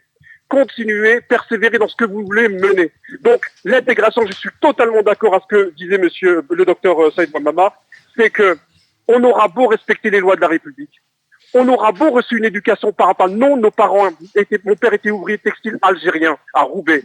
Il avait peut-être pas les codes de réussite pour réussir dans l'administration ou dans des sphères du privé, mais il y avait des principes. Et en l'occurrence, une d'entre elles, respectez les lois et réussissez votre vie professionnelle. Ça n'est pas parce que nos parents n'ont pas fait d'études qu'ils ne savaient pas quelle était l'urgence.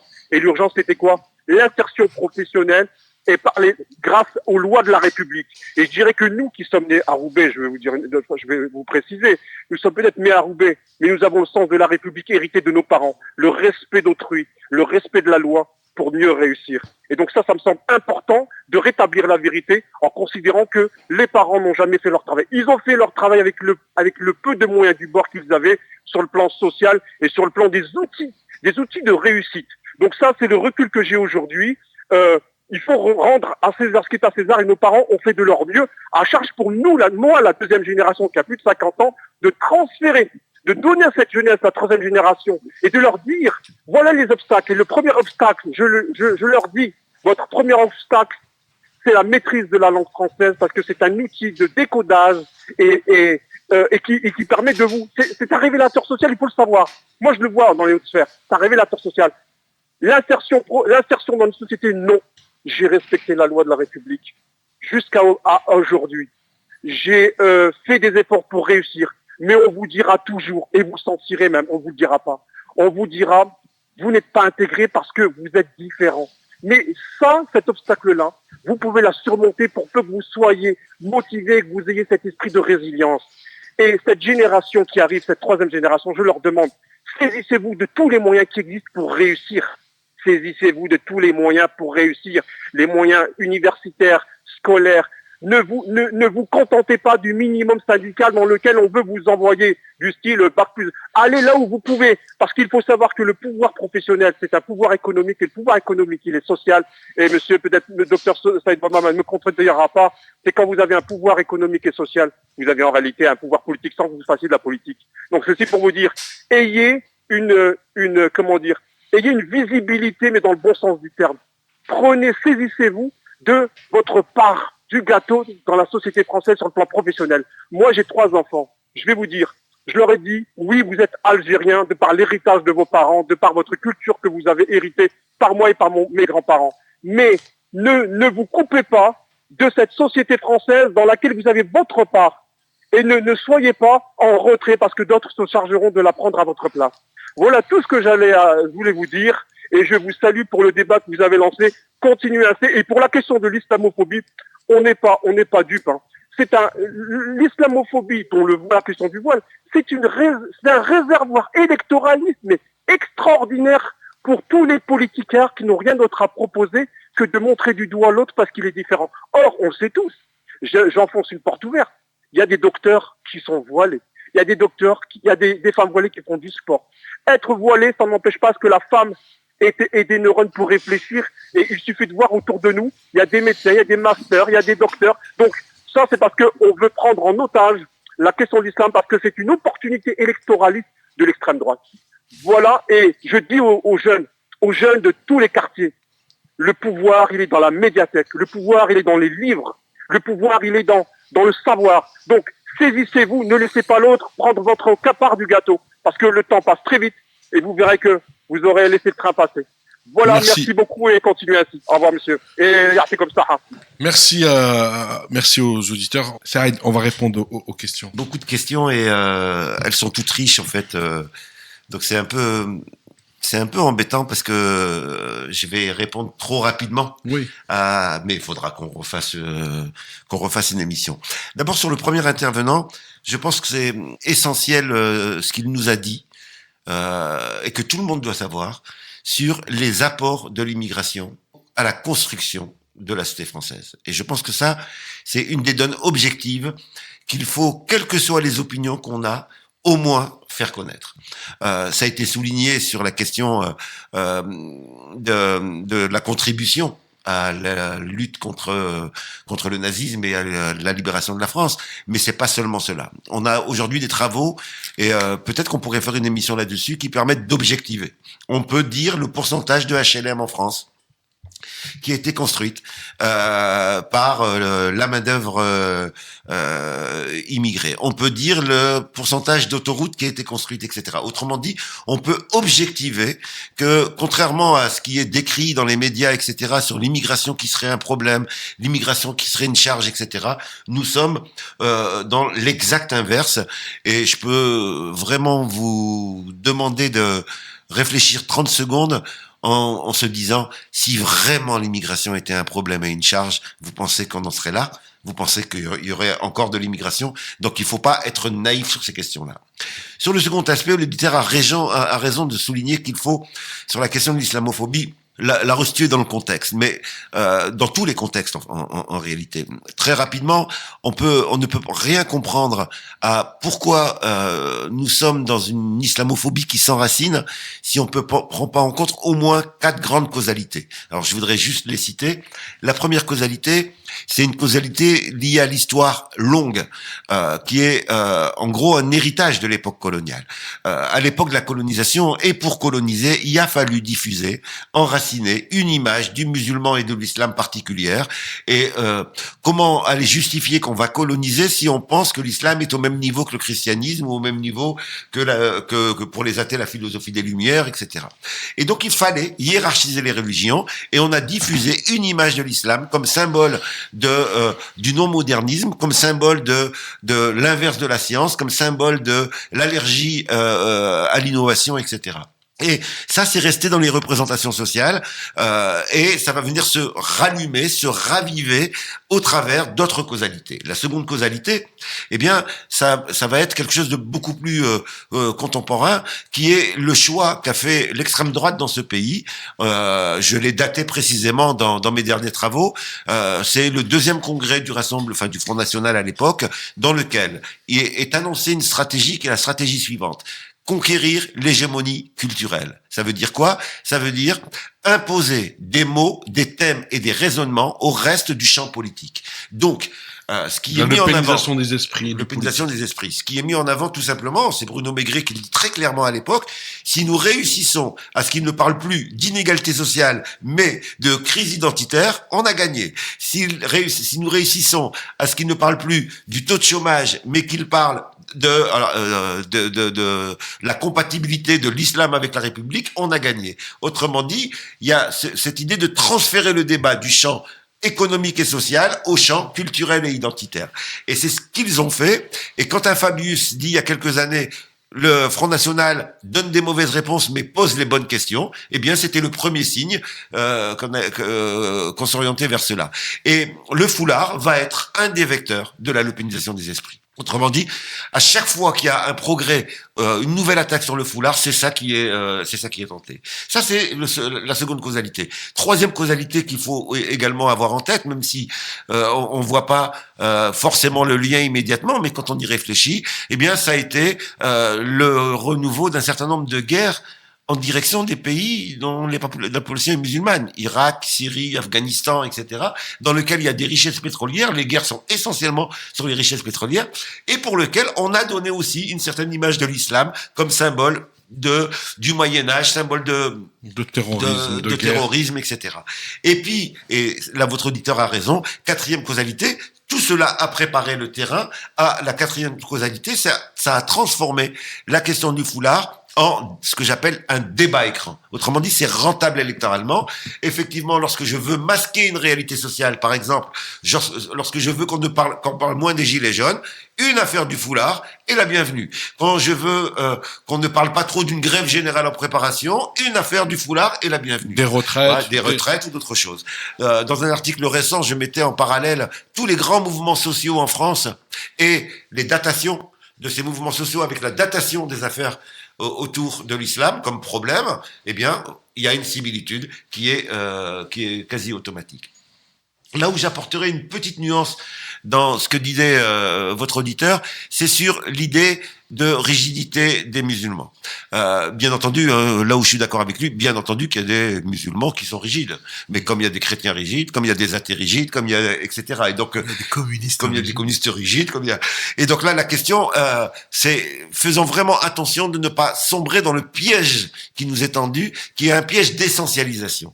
Pour justifier l'islamophobie, il faut essentialiser les musulmans. C'est-à-dire dire ils se comportent tous de la même manière. Les musulmans sont comme tous les groupes sociaux. Tous. Ils sont divers. Et donc, dedans, vous allez trouver des gens d'opinions différentes, des gens avec des comportements différents, des lectures de l'islam différentes, etc. Et donc, il n'y a rien de pire que d'homogénéiser. Et donc, il faut pas dire il y a rigidité des musulmans, il y a rigidité de certains musulmans, comme il y a rigidité des autres appartenances. Un autre auditeur parlait, et il a vraiment raison, parlait de la question de préparer nos enfants à la résilience. Alors il s'agit pas, je le dis tout de suite aux parents, de pas s'affoler, de pas être dans l'angoisse. N'allez pas dire à vos enfants, vous savez, ta vie ça va être la galère, etc. Il s'agit pas de ça. Mais par contre, faisons attention de ne pas éduquer nos enfants en dehors de la réalité, qu'ils ne découvrent pas les discriminations alors qu'ils pensaient que tout allait aller pour le mieux, que la France était un pays d'égalité complète et que le jour où ça leur arrive, eh bien ça fait tellement mal, c'est une telle désillusion que individuellement il y a des compensations. Et je pense qu'on est aujourd'hui dans une situation dans laquelle il y a des gens qui se réveillent, c'est-à-dire qui ont cru que il n'y avait pas de discrimination dans ce pays, qu'il y avait traitement égalitaire et qui se rendent compte d'un seul coup que non, ça marche pas comme cela. Autrement dit, nous avons à préparer la résilience et pour cela, eh bien, pour moi, il y a au moins 4 éléments qui sont indispensables. Il y a la question de la transmission, la nécessité d'avoir des espaces dans lesquels nos enfants apprennent ce qu'on vient de faire justement dans cette émission, des éléments d'histoire, des éléments de savoir, etc. Il y a secondo le besoin de collectif. C'est dans des collectifs aussi qu'on peut parler des choses pour les dédramatiser tout en les prenant en compte. Une de mes phrases dans un article, c'est dépassionner les choses sans les désincarner, parce que ça me détruise pas, mais que je me rende compte que ça a quand même un effet. Et puis, troisièmement, surtout dans l'idée que notre destin, il est collectif. Autrement dit, je peux rêver d'être dans une réussite individuelle, mais si je fais ça, c'est au prix je vais avoir comme condition en face de moi, on va me mettre comme condition de contribuer à la silenciation de ceux qui ne sont pas en réussite. Et donc, il faut faire extrêmement attention et de refuser de jouer cette fonction-là de l'élite républicaine qui a réussi et qui dit, eux, c'est parce qu'ils n'ont pas bossé. Non. Moi, j'aime mettre en avant le concept de rescapé. Je le dis très franchement, moi qui suis sociologue, mais je le dis à tous ceux d'entre nous qui ont une réussite sociale, c'est pas seulement votre intelligence. Pas uniquement. C'est pas uniquement. C'est aussi parce que dans tout système, il y a une minorité qui arrive à passer dans les mailles du filet. Ça s'appelle les rescapés. Ça ne veut pas dire que les autres étaient plus bêtes que vous. Ça veut dire tout simplement que les concours de circonstances, les rencontres, la chance d'avoir rencontré un tel ou un tel, telle ou telle expérience, a amené que vous avez pu passer au travers de mailles du filet et que d'autres n'ont pas eu ces chances-là. Créons des espaces dans lesquels tout le monde puisse avoir la chance de rencontrer, d'expérimenter et d'avoir l'aide là où il en a besoin. Très bien. Merci Saïd en tout cas pour ces interventions. Peut-être Hamza rentrer maintenant dans le projet de coopérative et de revenir un peu sur ce pourquoi on va se mobiliser cette semaine autour de la question des Chibani et peut-être en quelques mots préciser que l'expérimentation est en cours de réalisation et en cours de préfiguration sur Roubaix et Aluin dans un premier temps et je te laisse développer quelques minutes l'introduction. En attendant, on reprendra le téléphone après. Vas-y Hamza, donc merci Ali. Dans la continuité des propos de Saïd, ça fait plusieurs années qu'on réfléchit à un système d'empowerment, c'est-à-dire comment est-ce que on répond à une crise sociale. À un moment, si l'État ne prend pas ses responsabilités, est-ce que nous, citoyens, nous, militants associatifs, est-ce que on est écrasé par le constat que fait Saïd et que font d'autres chercheurs, ou alors est-ce qu'on s'émancipe et qu'on se dit, voilà, on prend notre part de responsabilité, il y a une population vieillissante dans le nord de la France et un peu partout qui vit une situation de relégation sociale, qui ne va pas chercher l'APA, qui ne va pas chercher les aides, qui ne va pas chercher ses crédits d'impôt, parce que crédit d'impôt, qu'est-ce que ça veut dire un crédit d'impôt? Faire un crédit pour payer ses impôts? Non. Un crédit d'impôt, c'est quand papa a fait un AVC, c'est aller chercher 10 000 euros, même s'il ne paye pas d'impôt, pour aménager une salle de bain en bas. Ce travail de vulgarisation administrative, il est important. Nous, on souhaite expérimenter à Aluin-Roubaix, et puis dans un second temps, l'île Sud, Villeneuve-d'Ascq, une poche d'action sociale en complémentarité du droit commun qui va aller jusqu'à traduire en RIF, en kabyle, des explications, de l'aide et ce que le droit commun permet. Vraiment, ça, c'est ce qu'on veut faire via un site internet, une plateforme qui va permettre à tous les travailleurs sociaux qui accompagnent des personnes âgées immigrées d'avoir accès à l'information. Et on souhaite recruter 150 personnes à Lyon, 150 personnes à Roubaix pour proposer à des bénévoles d'accompagner des personnes âgées immigrées, qu'ils aient des enfants ou pas. Donc l'idée, c'est qu'on a écrit une ingénierie qui prend la forme d'une coopérative où un Chibani met 10 euros par mois et en échange, il a accès à une mutuelle groupée, à des services de traduction, à un certain nombre de choses gratuites, parce qu'il n'a pas les moyens. Genre, on peut pas demander à un Chibani plus de 10 euros, surtout s'il est au minimum vieillesse. Ensuite, on propose d'organiser la solidarité au sein des familles, parce qu'il y a des familles dans lesquelles il y a de l'inégalité. Il y a souvent la question des femmes qui se pose, parce que des fois, les filles jouent le jeu, mais pas les garçons. Et à ce moment-là, là, c'est pas l'État, là, c'est nous, nos structures sociales, c'est notre organisation. Comment est-ce qu'on fait pour alléger la voisine qui a des frères qui ont quitté la région pour des raisons professionnelles et qui se retrouvent à gérer mamie, papy, tout seul?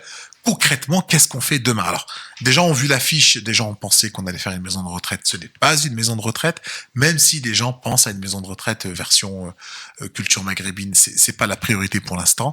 Des personnes pensent qu'on va créer un EHPAD maghrébin, c'est pas la priorité. Il faudra peut-être y penser un jour.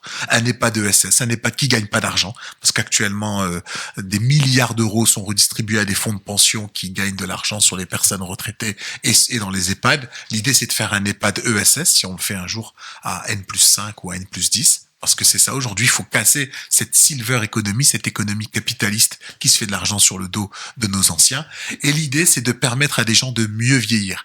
Il y a une étude statistique qui dit que les personnes âgées immigrées en proportion de population sont plus importantes dans le nord de la France que la moyenne nationale, que la majeure partie d'entre eux, à 98%, vivent dans le diffus à la maison et refusent d'aller en maison de retraite, même quand c'est proposé, et refusent d'aller en EHPAD. Le fait qu'ils restent à la maison ça crée de facto une discrimination parce que ils ne vont pas chercher l'accès aux aides, à l'aide à domicile, etc. Et actuellement, la situation de la personne qui souffre le plus, c'est une femme maghrébine qui a plus de 75 ans, qui est à la maison, qui souhaite absolument rester chez elle, et on peut la comprendre, mais qui n'a pas accès aux droits communs. Et donc, nous, on a un travail à faire, c'est d'être tampon entre tous ces travailleurs sociaux qui veulent bien donner un coup de main, mais qui ne font pas le lien entre ce que les personnes âgées immigrées d'origine maghrébine peuvent avoir et la possibilité d'avoir accès à des droits. Et puis après, on fait un appel aux bénévoles, et puis après, on fait un appel aux dons, parce qu'on va lancer un site internet et une cagnotte, parce qu'on veut créer une application. L'application mobile, c'est quoi? L'idée, quand on aura le budget... Excuse-moi, avant de passer au projet, peut-être revenir sur ce qui a déjà été fait, les 2-3 rencontres publiques. Oui, tout à fait. Donc, dans le cadre... On a eu Roubaix, Alluin, Lille Sud, et peut-être faire un petit résumé de ces 3 rencontres publiques qui ont préfiguré un peu le projet. Tout à fait, comme tu fais bien Ali, parce que j'avais perdu mon fil. L'idée, et en même temps Saïd découvre un petit peu notre façon, notre processus de travail. On propose quelque chose d'innovant qui n'existe pas en France aujourd'hui ni en Europe. Ce système-là, il n'existe pas. Il y a quelque chose qui existait pour les décès, qui était la caisse solidaire, que vous connaissez très bien, qui a atteint des millions pour que les gens s'organisent dignement dans les funérailles. On met 8 euros ou 10 euros quand quelqu'un du village meurt. Et ça a plutôt bien fonctionné. Il y a eu des soucis mais de transparence dans certaines organisations, mais ça reste quand même des systèmes de coopératives qui fonctionnent bien, notamment après la guerre. Dans le Nord, il y avait des coopératives pour le lait, pour la farine ou autre. Notre ingénierie, elle est innovante, et donc, comme le dit Ali, on a consulté à peu près 200 personnes pour critiquer et mettre à l'épreuve cette coopérative qui consiste à ce que 160 personnes mettent 10 euros dans une caisse, ça paye un travailleur social à mi-temps spécialisé sur la question des Chibani et des Chibanias. Donc, il fait que ça, à mi-temps, faire le lien entre le droit commun et le non-accès aux droits de ces personnes. Donc, on a fait une réunion à l'UA qui était très intéressante, 2h30 de débat dont on fait la retranscription complète, et tu auras les écrits. Une excellente réunion à Roubaix, même chose. Quasiment 2 heures de débat où sont venus directeurs d'hôpital, cadres, infirmiers, profs, chibani, jeunes, étudiants, journalistes. Enfin, on a eu une myriade de personnes parce que les compétences sont là. Ensuite, l'île Sud, et on remercie Brahim El Hadi qui a réuni, même chose, une 50aine de personnes, notamment des gens qui viennent des réseaux du diocèse, des réseaux des centres sociaux, des réseaux des restos du cœur. Il y avait Médecins sans frontières qui étaient là pour expliquer leur travail au niveau des migrants âgés. Et donc, même chose, les gens ont apporté des contributions. Donc, tout ça, on remercie Khadija qui nous écoute, qui fait un boulot énorme, qui a retranscrit quasiment 5h30 de débat. Donc, ça fait à peu près 80 pages en format A4 qu'il faut maintenant analyser, décortiquer, en faire les schémas pour que la version finale de l'ingénierie de cette fameuse coopérative puisse voir le jour. Et l'idée, c'est qu'elle essaime partout en France. Aujourd'hui, avec les réseaux sociaux, on peut y arriver. Et donc, je fais le lien avec l'application qu'on pourrait faire avec le forum Saïd. Je suis un fils de Chibani. Je rentre l'adresse de mon père, s'il est encore en vie, parce qu'il y a des gens qui ont perdu leur père, mais qui restent sensibles par rapport à la question des personnes âgées. Et Ali, t'en fait partie. Je rentre les coordonnées de mon père sur une application mobile. Elle me dit à quoi il a droit. Tout de suite, instantanément. C'est-à-dire, il a droit à 2 heures de ménage par jour, ça. Un formulaire simplifié. Et on veut aller plus loin. On veut lui expliquer en kabyle. Et s'il faut le faire en kabyle, on le fait en kabyle. Des spots, des pastilles qui expliquent à quoi tu as droit, les droits, les devoirs des enfants. Parce que des fois, c'est aussi bien de rappeler. Ça nous sort du discours naïf. Et on le dit à l'antenne, on a enregistré. Dans les familles où les gens ne jouent pas le jeu, on peut saisir un juge des affaires familiales. Sur un moment, les gens, tu l'as dit tout à l'heure, hein, les gens des groupes sociaux ne sont pas tous des anges, ne sont pas tous parfaits. Si on peut aider une fille, elle rappelle à ses frères, ou alors un garçon rappelle à ses sœurs qu'elles ont un devoir de responsabilité par rapport aux parents, et qu'il est possible en France de faire appel au juge des affaires familiales, et que le juge va statuer, et qui va rappeler aux enfants, quelle que soit leur origine, leur culture, leur religion ou pas, leur obligation par rapport aux parents. Ça, on entend beaucoup les juges qui enlèvent les enfants parce que les parents ne jouent pas le jeu. Ça existe dans tous les groupes sociaux. On parle rarement de l'inverse. Et ça, c'est vraiment un droit qu'on doit utiliser aussi pour rappeler à des gens que voilà, les personnes qui aident tout seuls leurs parents se retrouvent en situation de précarité et se retrouvent des fois à pas travailler. Des gens sont en détresse psychologique, en burn-out. Il faut soulager tout le monde. Donc voilà, on n'a pas inventé l'eau chaude. Nous, ce qu'on veut, c'est mettre en relation l'accès à l'information à un public relégué socialement. L'existant. On se donne encore 6 mois, on veut récolter au moins 30 ou 40 000 euros parce qu'on veut recruter 2 personnes pour l'expérimentation, on veut essuyer des plâtres et puis l'idée après, c'est qu'il y a déjà des gens qui nous appellent dans plein de territoires, Béthune, Valenciennes, les gens disent allez, vite, il y a une urgence sociale, faites quelque chose. Peut-être qu'on a 15 ans de retard, je le reconnais, il y a des gens qui nous ont dit vaut mieux tard que jamais, mais en tout cas la coopérative elle est là concrètement, c'est on pallie en fait à l'absence des pouvoirs publics qui se saisissent pas en fait de cet enjeu de société qui concerne des dizaines de milliers de personnes dans la région et qui concerne ceux qui ont construit la France et qui ont fait des choses extraordinaires. C'est vraiment quelque chose de concret qui nous empêche d'être assommés, j'ai dit tout à l'heure le mot est important, étouffés par la situation sociale. C'est pour ça qu'on vous invite jeudi à 19h à Baraka pour venir écouter le député Alexis Bachelet qui a travaillé la question et venir participer au film Paris la Blanche de Lydia Terki à 19h vendredi 6 décembre au duplex à Roubaix et l'exposition de l'immigré au Chibani qui sera présente à la maison des associations à Roubaix à partir du 6 décembre. Voilà pour les informations. Peut-être rappeler Hamza que tout ça n'a pas été possible et ne serait pas possible sans le soutien de la Fondation Abbé Pierre, oui. Sans le soutien de Pastel FM, faut-il le rappeler, sans le soutien du CGET pour les permanences juridiques. Il y a quand même quelques soutiens ici et là qu'il faut remercier et saluer, en particulier celui de la Fondation Abbé Pierre. On a encore quelques auditeurs ou auditrices au téléphone. Allô, oui, on va prendre un auditeur ou une auditrice. Allô, bienvenue sur les ondes de Pastel FM, vous êtes en direct. Allô, salam alaikum. On est en étage, oui. Allô, oui, on vous écoute. Vous nous appelez d'où, monsieur? Moi, je vous appelle de Lille. On vous écoute, monsieur. Merci de m'écouter parce que là, vous débordez un sujet au fait par les Chibanais. Oui. Les Chibanais, en général, ils souffrent beaucoup de tous les côtés. D'ailleurs, c'est pas d'aujourd'hui. De mon grand-père à ma connaissance, à mon père à moi, à mes enfants, mes petits-enfants. Donc, le problème, ça se pose, c'est pas d'aujourd'hui. C'est un grand bobo qui se guérit jamais. Parce qu'on ne remercie pas beaucoup à ce peuple-là qui est bien présenté, bien sûr, dans le pays où on vit. D'ailleurs, c'est pas que d'aujourd'hui. Le problème s'est posé depuis extra pour les Chibanais. Ils ont fait les travaux qu'ils pouvaient faire. Ils sont venus pour construire, pour monter le pied, pour construire des familles, des enfants et tout ce qui... Je n'en passe. Après les remerciements, j'attends bien qu'il y ait beaucoup de Chibanais qui suivent bien un peu partout, même d'ailleurs beaucoup à Roubaix, qui meurent tout seuls dans leur portement, que je vois que c'est pas normal, qu'on les met à côté, on les aide pas, on les oublie. Et après, on a toujours des journalistes qui écrivent derrière nous que les choses qui sont pas vraiment bien aidées pour les Chibanais, parce qu'il faut bien... passer la parole aux Chibanais, c'est vrai, ça les Chibanais, je ne croyais pas qu'on leur ait quelque chose aujourd'hui. Alors les Chibanais sont là, ils voulaient témoigner, mais c'est dommage, comme beaucoup d'ailleurs qui voulaient témoigner, mais il y en a même qui il va passer l'antenne, qui n'arrive même pas à exprimer, à parler en français, et fait ce qu'il peut. Donc encore une fois, c'est un handicap. Donc les Chibanais, on les a oubliés, que c'est pas normal. Et là, c'est par un autre enfant, c'est par un autre petit enfant, que je viens préciser, qu'on voit qu'il cache le soleil avec n'importe quoi, c'est pas ça en fait, c'est pas ça. Ben alors nous, on subit encore et encore. C'était un bobo qui serait jamais guéri, mon frère. Allô? Oui, on vous écoute. On est d'accord avec vous. On a un bobo qui se guérit jamais. Pour ça qu'on est dans un pays avancé, qu'on a ce qu'on veut, mais nous, on a un bobo qui se guérit jamais.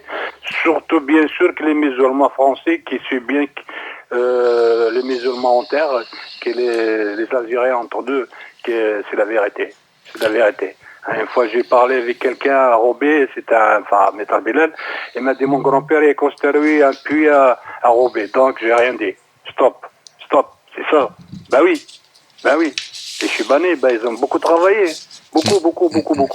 Et jusqu'aujourd'hui, ils sont pas connus. Pourquoi? On les bluffe, on les vole. Ouais, beaucoup même. On les met à côté. Nous, on a vu tout, hein. On vient avec encore des choses qu'on voit aujourd'hui que c'est insupportable. Hélas. Pourquoi? C'est comme ça, monsieur. Voilà, on va te conduire sur le voie de garage. Et vas-y. C'est pas normal. Très bien. Merci monsieur pour votre témoignage et l'expression un bobo qui veut pas. Oui, moi je vais présenter, je m'appelle Arella. Je vous remercie beaucoup. Oui, non, je vous en prie. Pour continuer, on est à l'antenne, en fait, on écoute. Je vous remercie beaucoup de déborder le sujet par les Chibani. Un jour et un autre, Inch'Allah, tu seras Chibani. On y arrive. Saïd, en tout cas, il va passer bientôt du côté des Chibani. Ça va. Inch'Allah, pourquoi pas. Hein. Non, mais il n'y a pas de souci. Hein. On l'espère tous. Pas être jeune, exprès jeune après le corps, vous savez. Ouais. On commence à sentir ça arrive. Bien, pourquoi pour vos autres, oui, pour nos autres, non. Parce qu'on voit le film, au fait. Moi, je témoigne, je vois les choses. Aussi bien qu'ici, en Algérie française, que vous voulez, on y va. Je le sais. Mais c'est pas normal, au fait. Alors, on n'est pas venu ici pour ramasser les papiers au sol. Non, on a constaté, on a fait des bolons d'heures. C'est vrai que je témoigne. Bien sûr que oui. Comme partout. Mon grand-père, mon père, à moi, mes enfants, mes petits-enfants, en France, bien sûr, oui. Alors, donc je vous remercie beaucoup, monsieur. Merci à vous. Pour les Chibani, il ne faut jamais oublier les Chibani. Surtout, fais bien attention à tes parents, s'il vous plaît. Merci. Merci. Merci. Réaction, est-ce que tu es dans la case des Chibani ou pas encore? Ça commence, les cheveux gris. Oui, absolument. Et vous savez, c'est sans doute une des contributions que les historiens du futur écriront sur la mutation de la population de la cité française. Ce qui est le rapport à l'âge. Le rapport à l'âge dans cette société, dans les sociétés capitalistes, il fonctionne malheureusement avec l'idée que le vieillissement est forcément négatif. Alors que non. Et donc les gens ont peur de vieillir. Et donc au fur et à mesure qu'on vieillit, on considère que ça y est, les belles années de la vie sont terminées. Si vous allez dans toutes les autres sociétés du monde, et y compris dans la France avant le capitalisme, eh bien dans la France rurale, hein, paysanne, eh bien c'était l'inverse. On disait, il vieillit, donc il devient sage. Il vieillit, donc il va pouvoir voir des choses qu'on ne voit pas quand on a la fougue de la jeunesse, etc. Et donc effectivement, moi j'attends avec impatience ces âges de sagesse. Maintenant, humour mis de côté, l'expression bobo est une bonne expression. Ouais. Vous savez, un bobo, mais je voudrais juste la poursuivre un tout petit peu. Je t'en prie, ça.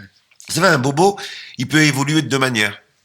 Un bobo où on le soigne, c'est-à-dire où on a mis en place des mécanismes qui vont permettre de le traiter, ou il se transforme en chose plus grave. Et c'est la réalité qu'on a aujourd'hui. Oui, les Chibani sont un bobo de la société française aujourd'hui.